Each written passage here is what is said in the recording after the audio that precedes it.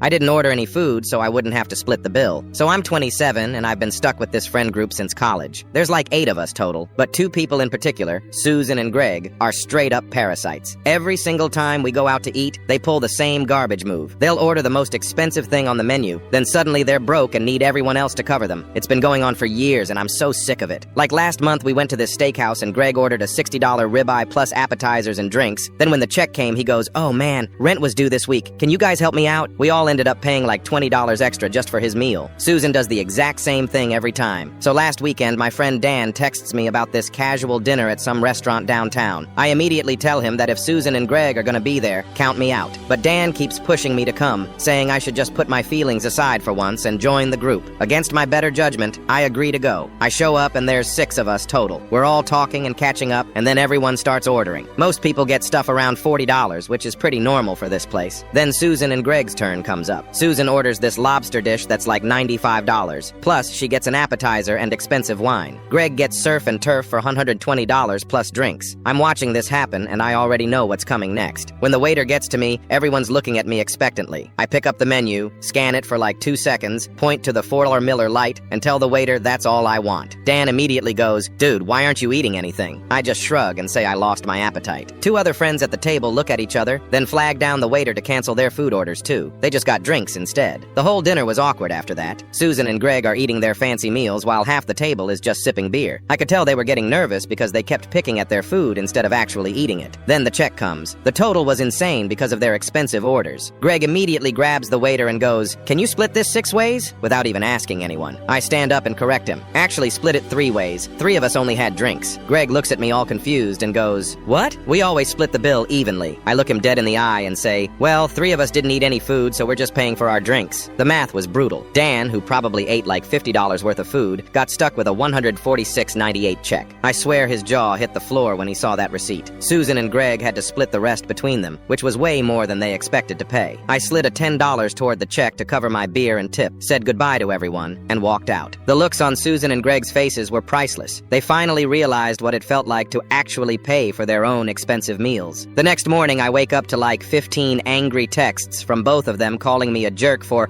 forcing them to pay more than they planned. I actually laughed out loud reading their messages. Like, the steaks alone cost more than what they ended up paying, but somehow I'm the bad guy.